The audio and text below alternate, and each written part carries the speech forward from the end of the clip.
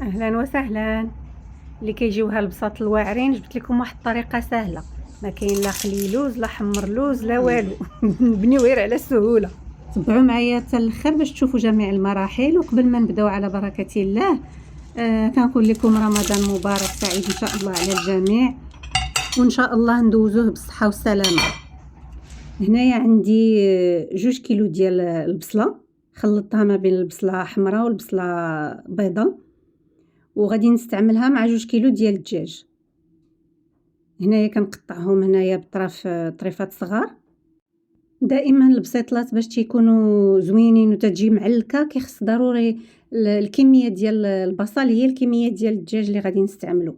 طنجره هنايا غادي نحط هذيك الكميه ديال البصل كلها اللي قطعت، غادي نضيف عليها طريفات ديال الدجاج. انا هنا غادي نستعمل فقط الصدوره ديال الدجاج باش يجوني ساهلين، ما نبقاش عندي داك نقيهم من العظام وداكشي ما يشد لياش الوقت. 2 كيلو الدجاج جاتني تقريبا هكاك 4 ديال الصدوره، كنحطهم هكا فوق البصل. وكنبدا نضيف هنايا المكونات بحال الملح بطبيعه الحال على حسب الذوق. كنضيف هنايا معلقه ديال السكنجبير عامره، معلقه صغيره ولكن هي عامره بسكنجبير. كنضيف هنايا معلقه كبيره ديال معلقه صغيره دائما ديال الخرقوم كركم. كنضيف هنايا الفلفل الاسود شي تقريبا نص معلقه هكاك ولا معلقه الا ربع.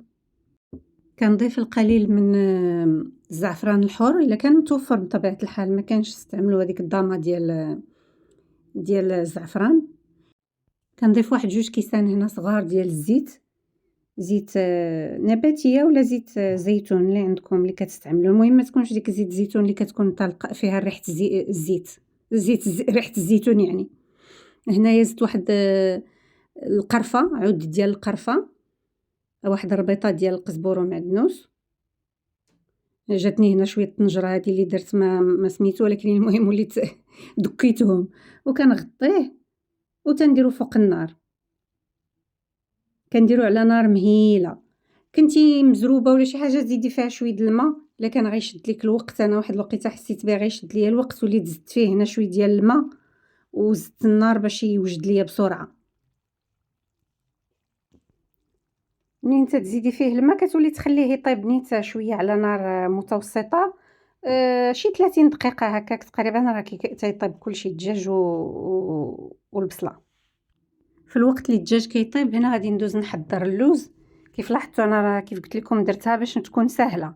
خديت هنا اللوز جاهز مطحون، منقي ومطحون. غادي نضيف هنا عندي الكميه تقريبا شي نص كيلو اللي استعملت في البسطيله ديال 2 كيلو، نص كيلو حتى 600 غرام ولا 650 على حسب. هنايا زدت عليها واحد 2 معالق كبار ديال هذيك زبده اللوز حتى هو مطحون بالقشره ديالو باش كيعطيني هذاك اللون.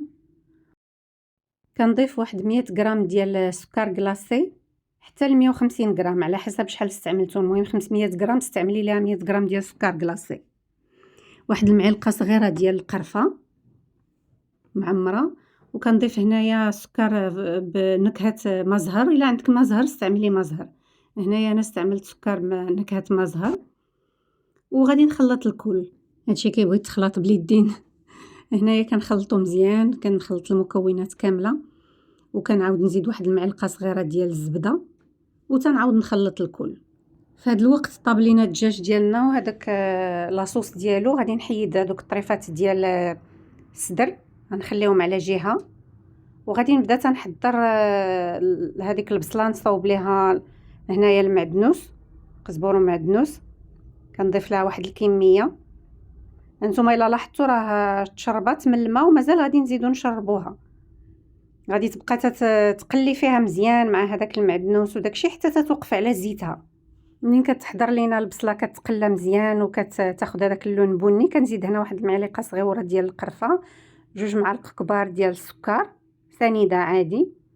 وكنبقاو نحركو فيها تاني باش تعسل. هنا الا لاحظتوا راه صافي وقفات على الزيت ديالها. هذا هو زعما النتيجه اللي بغينا نوصلوا ليها، انه تبقى تبان لك غير الزيت كتبقبق. في هاد المرحلة كاين اللي كيضيف ليها البيض، أنا بصراحة ما كنستعملهاش، خصوصًا أنه بغيت نكونجليها وداكشي ما بغيتش ندير فيها البيض. هنايا كنصفي هاد البصلة، كندير تنديرها في الصفاية باش كتسقطر لينا هداك الزيت ديالها. غادي نوريكم هداك الزيت غادي نستعملو من بعد في اللوز. كندوز هنايا للدجاج ديالنا، كنبقى كنفرتتو.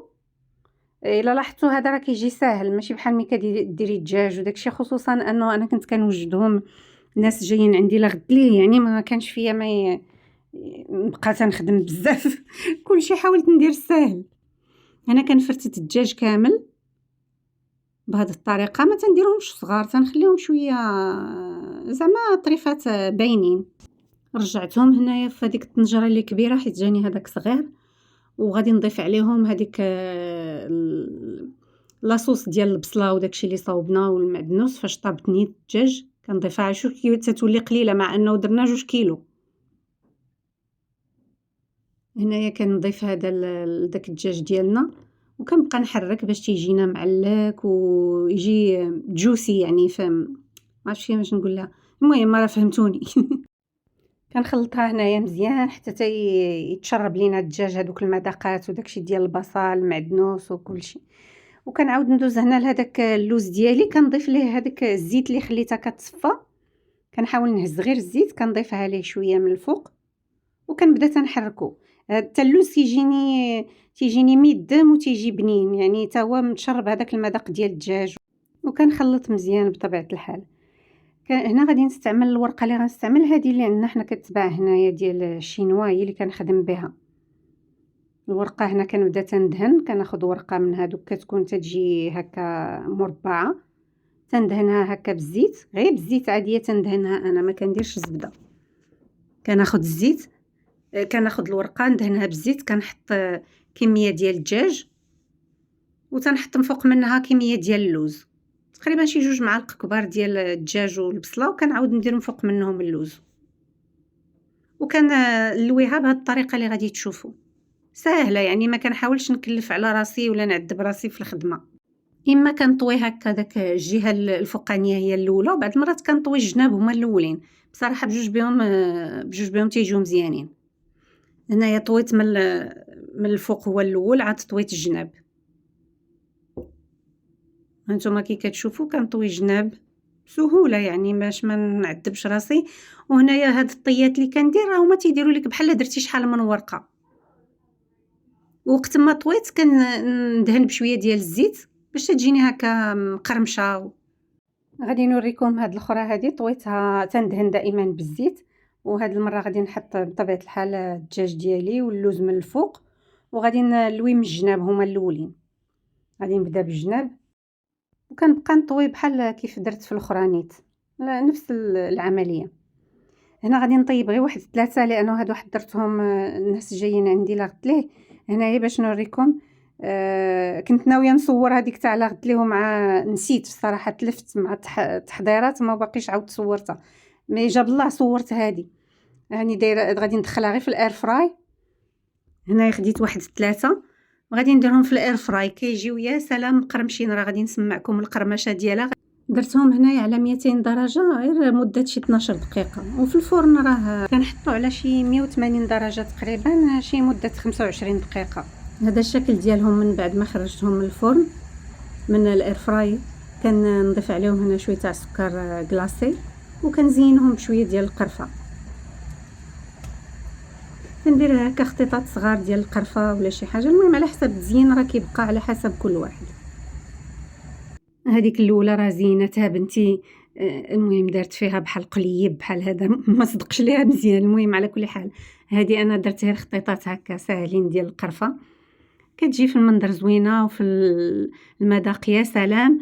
وحاولت نبسطها باكثر طريقه ممكنه، لانه البسطيله كتشد لي يدو. الا بغيتي قليل اللوز وطحنيه ولا حمريه ولا هذا، المهم تشد لي. انا مشيت على اسهل حاجه اللي ممكن نديرو.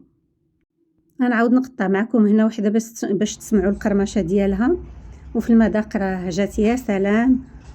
الا جربتوها راه غادي تعجبكم بزاف، ولا عجبتكم ما تنساوش تشجعوني باللايك وبالاشتراك وبالصحه والراحه. نخليكم تسمعوا صوت القرمشه.